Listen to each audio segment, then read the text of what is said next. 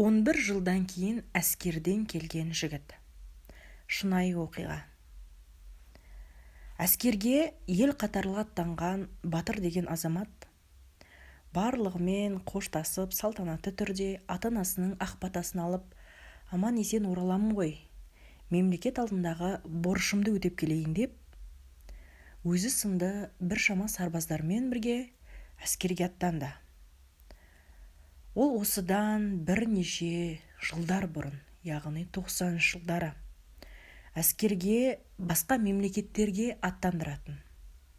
Солай Батырды көршілес Ресей мемлекетіне әскерге жіберген. Батырдың бір батырлығы болар. Ол жақта тіл білмесе де, жағдайы қалай болатынын беймәлім болып тұрса да, батырлықпен әскерге аттана берді. Себебі ода таңдау да жоқ еді. Әскерге барып, қаншама қиыншылықтарды бастапқы кезде өткізбеді емес, өткізді. Түрлі ауыр күндері де болды. Әрине, ер азаматтың мойнында қыл арқан шірімейді. Барлығын көрді, әскери күндері өтіп жатты. Ресей мемлекетінің адамдарынан алатын да болды. Өзінен беретін де болды. Қай ортада өзін қалай ұстау керек, қандай адамдармен қалай сөйлесіп, араласу керек, бәрін ұғатын. Және соның жолын да білетін. Батырдың батырлығына, қайсарлығына, өзінің сол жерде жүрген қазақ бауырлар, яғни өзі сынды солдаттардың қызға қарайтыны анық. Батыр осыншама өзінің ауыр әскери күндерін өткізіп жатса да, барынша табыс тауып, адамдардың бір-бірімен тіл табысып, қандай да бір қиын жағдай болса, сол мәселені шешулеріне көмегін тигізіп жүретін. Әрине, бұл бала кезден бойына сіңірген, ата-ананың берген тәрбиесі тәлімі де болуы мүмкін. Болмаса туа бітті мінезі де болуы мүмкін. Айы, күндер өтіп, Батырдың әскерді аяқтайтын кезі де келді. Көзді ашып жұмғанша әскери уақыты зу етті. Батыр сол кездері осы көршілес мемлекетіміздің бір азаматшасымен танысып, хат алмасып жүрген еді. Әскерді бітірісімен дереу сол қызбен жолыққысы келді. Сол қызбен жолығып, танысып, ол қыз осында қалсаңшы деген сынды түрлі Батырға ұнамды да, ұнамсыз да әрекеттерді ұсынды. Батыр бір жағынан ер адам, бір жағынан ғашықтық, махаббат та бар. Шынымен осында қалып кетсем бе екен, әлде Қазақстанның бір түкпірінде кішкентай ғана ауылда отырған әке-шешеме, бауырларыма барсам бе екен деп те ойланып жүрді. Бірақ әрине, махаббаттың аты махаббат.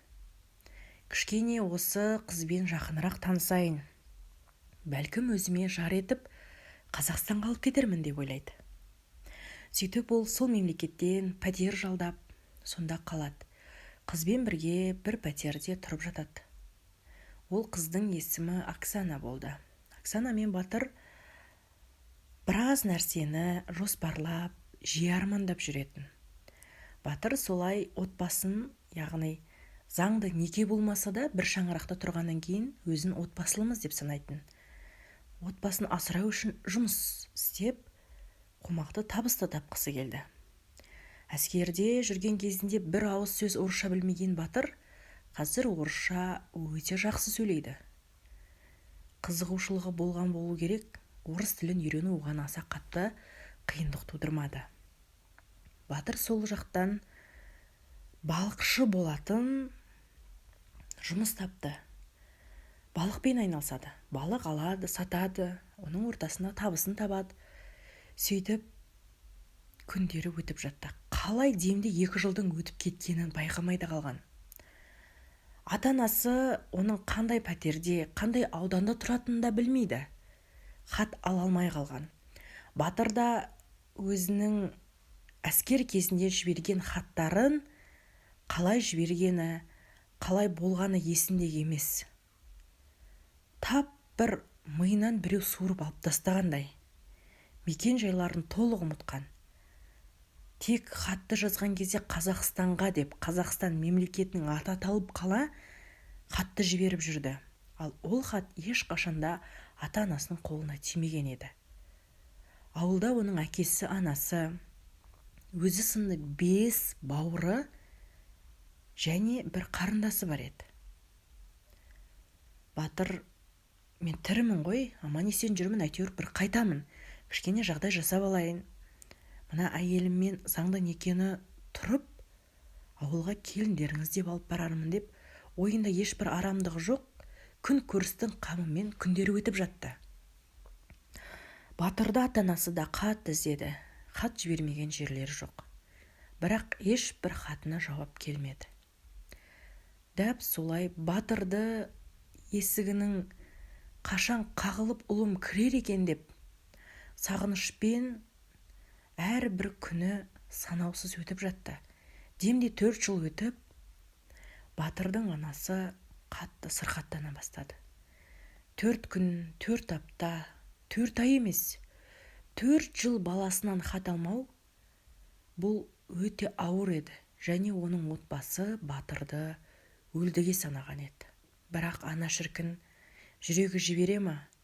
Менің балам өлген жоқ, ешқандай да жерлеу рәсімін жасамаймыз, Құдай тамақ бермейміз, балам тірі келеді деп ешкімге ештеңе жасауға рұқсат бермей қойды.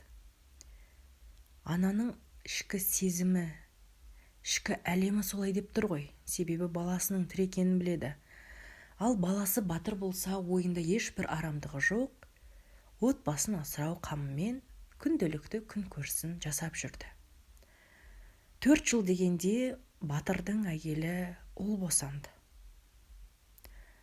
Сол сәттен бастап Батыр өзінің әйелі Оксанамен заңды некеге тұрып, сол жақтың уақытша тіркеуіне тұрып, балаларын аман-есен роддомнан шығарып алды. Баласына Ринат деген есім берді.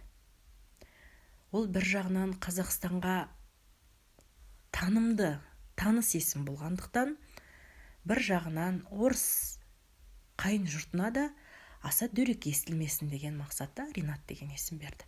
Оксананың ата-анасы өте жақсы адамдар. Барынша Батыр мен Оксанаға көмектесіп, жағдайларын жасап бергісі келетін. Шынымен де барлық қолдау сол Оксананың ата-анасының тарапынан болып жүрді. Күндер өтіп жатты, Ринат та өсіп жатыр. Батырдың арманы ауылыма барып, баламды көрсетсем ғой дейді. Шаңырақ болғаннан кейін ыдыс-аяқ сылдырламай тұрмайды, Батырдың әйелімен жиі ұрысып қалатын кездері болды. Батырдың жағдайы күннен күнге жақсарып келеді. Табысы ұлғайып, үлкен үй соғып бастады. Әрине, бөтен мемлекетте жүріп жақсы табыс тауып өзінің жағдайын жасау әрине біреуге оңай, біреуге жеңіл болуы мүмкін. Жылдар өтіп, Оксана екінші баласына жүкті болды. 9 ай өтіп, Шахан есімді ұлды дүниеге әкелді. Осылайша Батырдың Ринат, Шахан деген 2 баласы өзінен айнымайтын өте сұлу балалар пайда болды. Алланың құдіреті, балаларымды қашан алып барар екенмін? Менің әкелерімнен айнымай қалғанын-ай деп Батыр оңашада ойға шомып кетеді. Әрине, Батырды еш ұстап тұрған ешкім жоқ бұл жақта.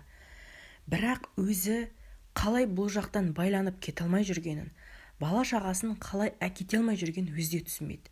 Тіпті Қазақстанға барайық деген тақырыпты қозғамайтын да еді. Бірақ іштей өзінің еліне тартады. Бұны Батыр түсінбейді. Неге бұлай? Неге қайтқым келмейді, бірақ неге аңсаймын ауылда? Осылай жылдар өте берді. Батырдың үлкен үйі соғылып, сол шаңыраққа көшіп барды. Керемет көлігі, жақсы жұмысы бар, үлкен баспанасы, 2 ұлы бар. Әрине, әйел екеуінің арасы аса қатты жақын, аса қатты жақсы болмай да жүрген еді. Бірақ семья болғаннан кейін болады ғой деп, Батыр бәрін сабырлықпен қабылдап жүрді. Бір күні ұйықтап жатқан кезде Батырлардың үйінен өрт шықты. Батыр ол кезде үлкен жүк көлігін айдайтын.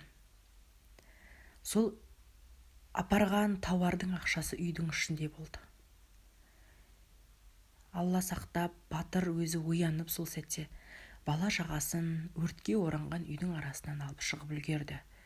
Бірақ ақша, төл құжат, еш нәрсе қалмай барлығы тұтас өртеніп кетті. Батыр бала жағасын алып бір пәтерге шықты. Енді жұмысқа барайын десе, көңіл күйде зауқы да жоқ. Себебі мойнында қаншама фура толған товардың ақшасы бар еді. Әрине оны жарайды, үйің өртенді деп оны түсініп жатқан ешкім жоқ. Тек қарызды төлеп ақшаны орнына қою керек.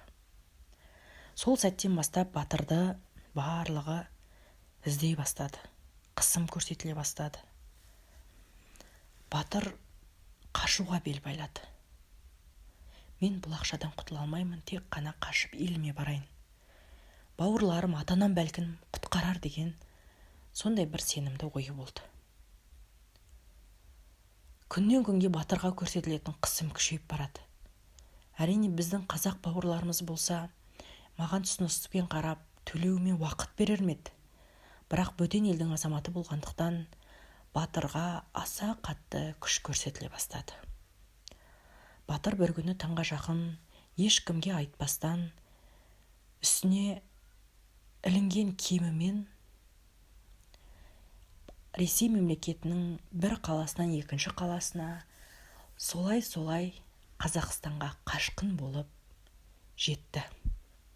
Бала кезден есінде қалған адрестары бойынша такси жалдап, автобустарға мініп, яғни құжатсыз жүретін жолдармен өзінің мемлекетіне кетті.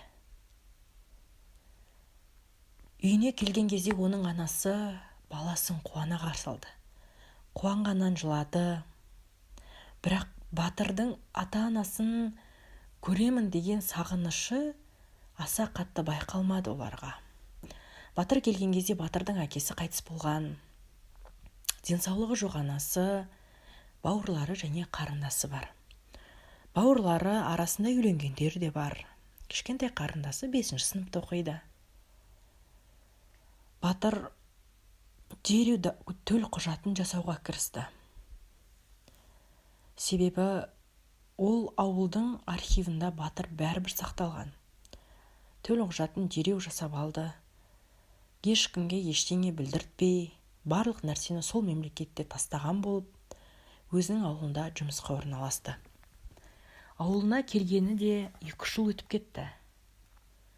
Батырды қайтадан іздеушілер болды. Батырға жиі милиция қызметкерлері келетін болды. Түрлі адамдар іздеп келеді. Батыр аң-таң менің шаңырағымды қалай тапты, қайдан білді? Сол кезде барып Батырдың ойына менің төл құжатымды жасатқан едім ғой. Базаға тіркелді, бұлар солай іздеді. Бауырларыма, анама, қарындасыма кесірлері тиіп кетемекен деп қатты алаңдап әрбір күні үреймен жүрді. Міне сендерге де бақшаны аударып отырайын десе, кішкентай аядай ғана ауылда ол табатын табыс та жоқ. Батырдың ұйқысыз түндері солай өтіп жатты. Аса қатты уайымдайды. Өзі үшін емес, анасы үшін қорқады, қарындасы үшін қорқады.